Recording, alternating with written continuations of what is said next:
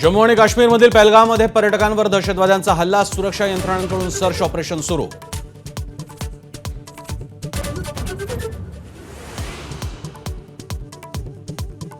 उद्धव ठाकरे हे मुंबईतील लँड स्कॅमचे बादशाह. भाजप नेते आशिष शेलार यांचा हल्लाबोल. राज आणि उद्धव ठाकरे एकत्र येण्याच्या चर्चांच्या पार्श्वभूमीवर शेलारांचे गंभीर आरोप.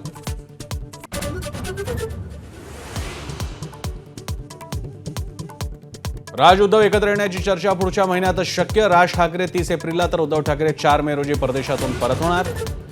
उद्धव ठाकरे कमालीचे सकारात्मक, संजय राऊतांची माहिती.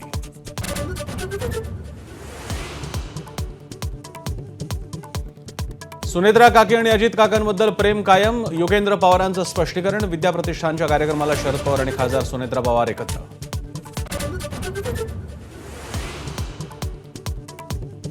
जनतेच्या कामांसाठी एकत्र यावं लागतं. अजित पवारांबरोबरच्या भेटीवर शरद पवारांनी सोडलं मौन. सरकारमधल्या प्रतिनिधीशी बोलण्यात काय चुकीचं, असाही सवाल.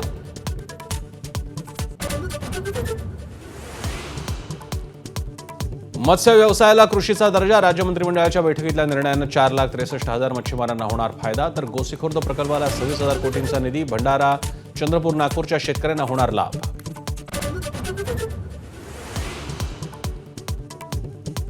काँग्रेसचे माजी खासदार हुसेन दलवाईंना नाशिक पोलिसांनी घेतलं ताब्यात. काठेगली परिसरातील सातपीर दर्ग्याच्या जागेची पाहणी करण्यासाठी आले असता पोलिसांची कारवाई.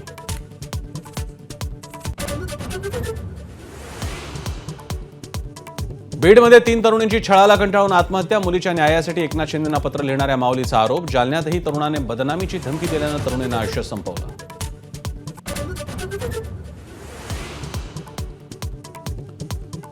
शरबत जिहादच्या वक्तव्यावर बाबा रामदेवना दिल्ली हायकोर्टानं फटकारलं. कोर्टाच्या अंतरात्म्याला झटका लागल्याचं मत रूह अफजानं घेतली होती कोर्टात धाव.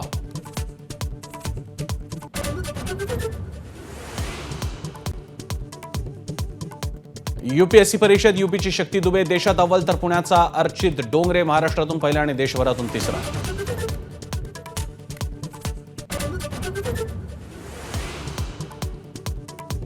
कोल्हापुरात कणेरी फाट्याजवळ धावत्या टेम्पोमधील सळ्या थेट कारमध्ये घुसल्या. चालक किरकोळ जखमी. अंगावर काटा आणणारे दृश्य कॅमेऱ्यात कैद.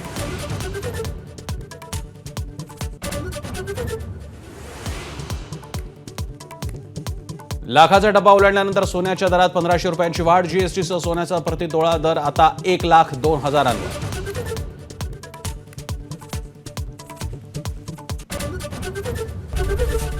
एबीपी माझा, उघडा डोळे बघा नीट.